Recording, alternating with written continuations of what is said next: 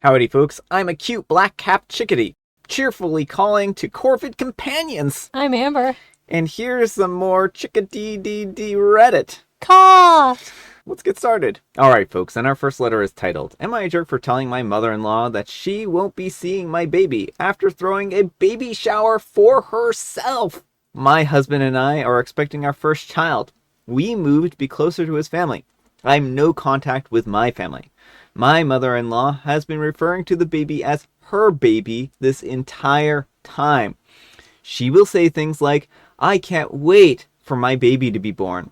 My baby is going to be so loved. This rubs me the wrong way for reasons that I cannot explain, but my husband tells me to ignore her. My mother-in-law wanted to throw me a baby shower and invite her friends. She said that they made an agreement a long time ago that they would celebrate each other kids' weddings and births. My husband and I eloped and declined a reception for her friends since we don't know them. My mother-in-law told me that I owed it to her to let her throw a baby shower since I hurt her friends' feelings by not having a wedding reception. I asked if I could invite my friends and she said no, that this was for her friends and that if my friends wanted to throw a shower for me, they could. I reluctantly agreed.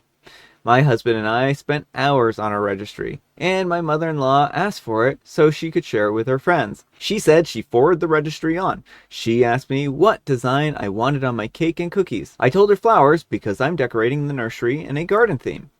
At the shower, they provided me with a mother-to-be sash and my mother-in-law with a granny-to-be sash to wear. I noticed the theme of the shower was a circus theme with circus animals. The cake had an elephant and balloon on it, and the cookies were animals. At first, I thought maybe a floral theme was just too difficult, so I rolled with it until it was time to open the presents. Every present was some sort of circus animal. Onesies, blankets, toys, nothing on my registry. I was a little confused, and even went as far as to check my registry to make sure I hadn't goofed up and changed everything.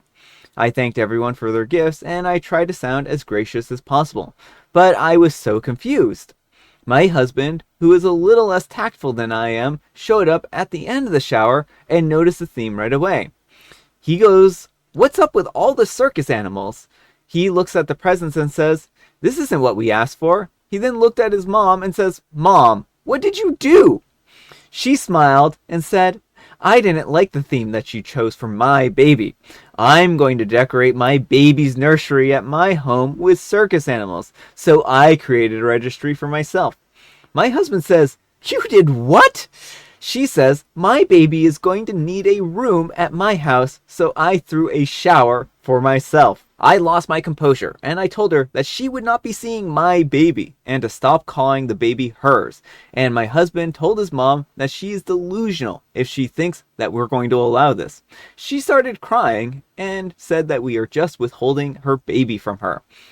We've been getting texts from his family since the shower calling us selfish and ungrateful, saying that we ruined her joy of being a grandma.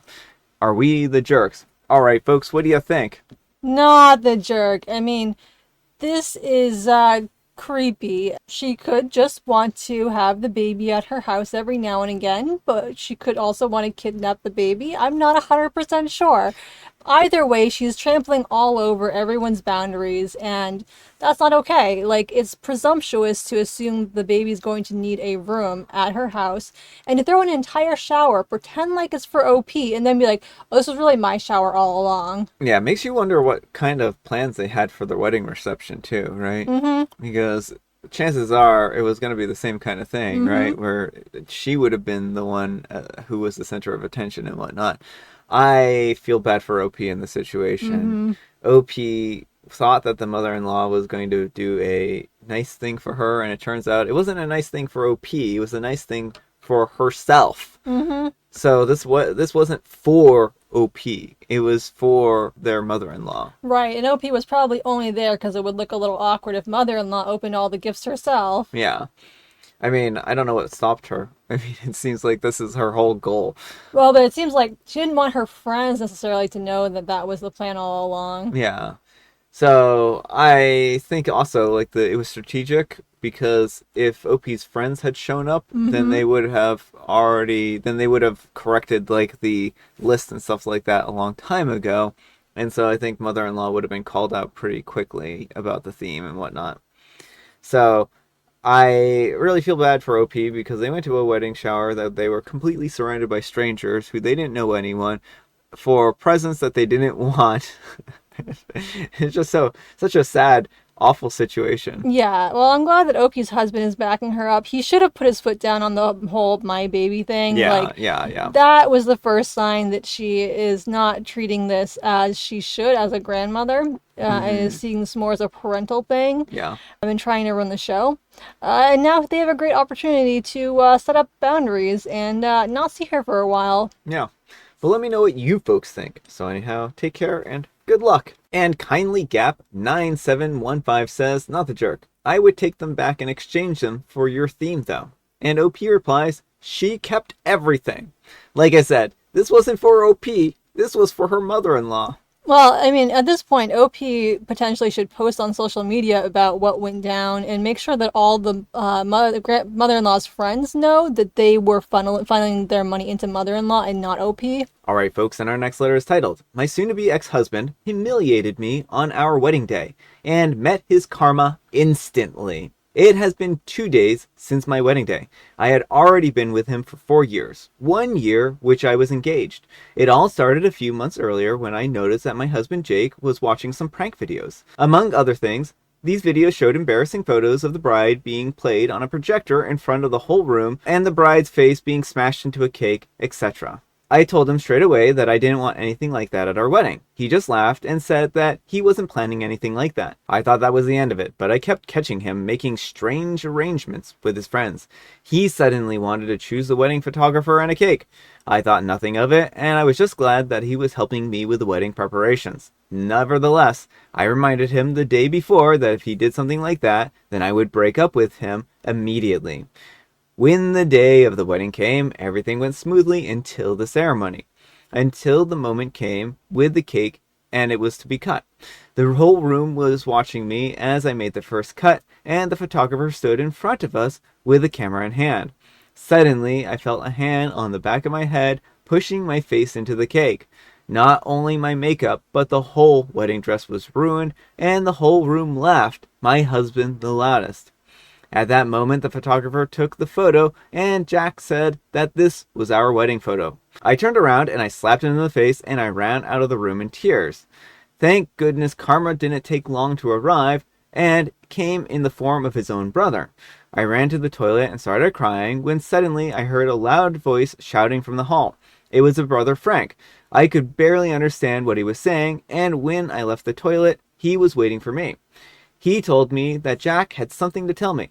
Jack was shaking and apologized without looking me in the eye. Frank told him to look me in the eye and apologize again. Even I was a bit scared of Frank at that moment, because I had always thought of him as a kind and gentle man. I had never seen him angry before. Jack apologized again, and then Frank led us back into the hall, which was suddenly very quiet, and most of our families looked down at the floor and a little bit embarrassed. The festivities were cut short, and I was taken back home by Frank because I was too angry with my husband, and I didn't want to see him. During the ride, Frank apologized for blowing up like that. He explained that my husband was horrible even back when he was a brother, and used every special occasion to humiliate Frank. When it was Frank's birthday, my husband would throw this cake at him and break his presents. But back then, their parents always brushed it off by saying that it's just how brothers behave. So he had to endure every humiliation. But when he saw my husband bury my face in the cake, he was fed up because he realized that my husband was just a bad person who got his satisfaction from humiliating others. I asked Frank if he thought that it would be an exaggeration if I separated from my husband, and he said no, because according to him, I deserved better, and he didn't care how his brother felt about it because he had brought this upon himself. Then he told me that if I needed help collecting my things, that he would help me, and gave me his number. And I decided to separate from him and file for divorce and inform Jack and my family about it. Jack just told me not to do it because it was just a harmless prank. I was banned by both his family and mine that it would be ridiculous to end our marriage over this. but I see it differently. If he did something like this to me, despite multiple requests not to do it, even after promising that he wouldn't do it, then I can't trust him. No matter what he promises, I have to assume that the opposite can and will happen. And he doesn't care at all how I feel about his decisions. This situation can be projected onto so many more worse situations where it would be important for me to be able to trust him. His brother Frank seems to be the only one who supports me now, and I will go through with the divorce. Call me humorless, call me what you will, but I have given my reasons. Alright folks, what do you think? Honestly, OP, I think you're making the right decision here. Your husband has shown to be a not very kind person. Anyone who smashes their partner's face into the cake on the wedding day after being explicitly told not to Yeah. has so little respect. Like, getting his laugh in was more important than OP's happiness. Yeah. Than however much money she spent on the dress. Like, a lot of people want to preserve their wedding dresses. Yeah. Now it's had cake mushed into it. The makeup, it just shows that he doesn't care about others. His pattern of behavior too here is very concerning, and you're absolutely right that he will do this again. Yeah, I mean, I think that OP put all their points in here really well, and I think that they've kind of said it all. Like, what else is he going to do at this point in time? I don't fault OP. I think that they should divorce him. I think that he isn't a very good person, and I think that OP unfortunately found out a little late, right? But not too late. And it's good that OP was able to talk with Frank and that Frank was able to stand up for her. She really needed someone as an ally here, and I'm glad that Frank was there to be that ally that she needed.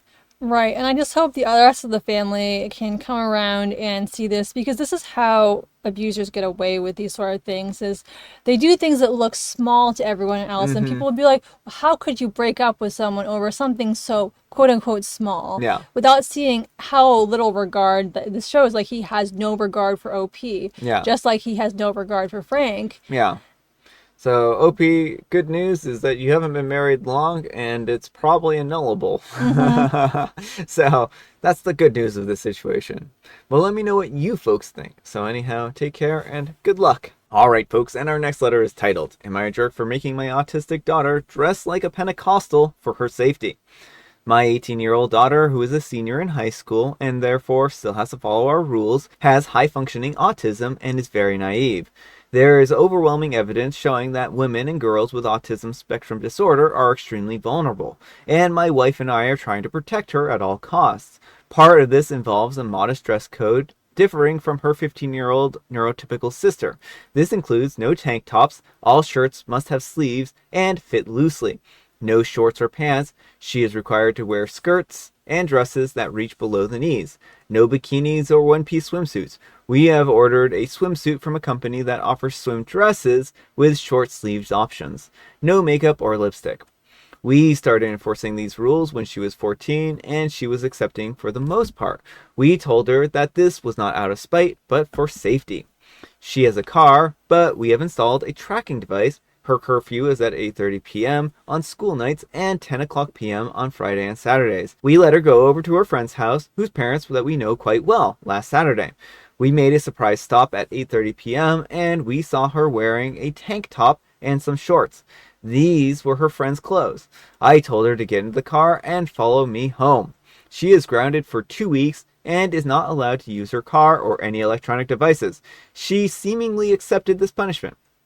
Well, last night I overheard her sobbing and asking her little sister why she couldn't be normal and wear normal clothes.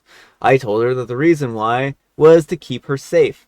She says that she doesn't accept that answer anymore, so I told her to write it out until May when she graduates from high school.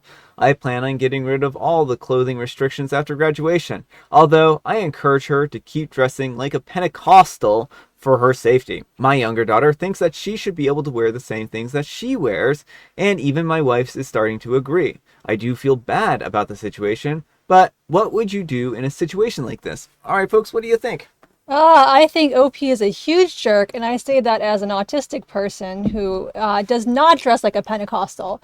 And the big issue here is that while, yes, autistic people oftentimes have a harder time picking up on social cues, that does not cause assault. Hmm. Clothing does not cause assault. In fact, studies have shown that modestly dressed women are slightly more likely to be assaulted, not because of their clothing, but because of the patriarchal attitudes that often go along with that.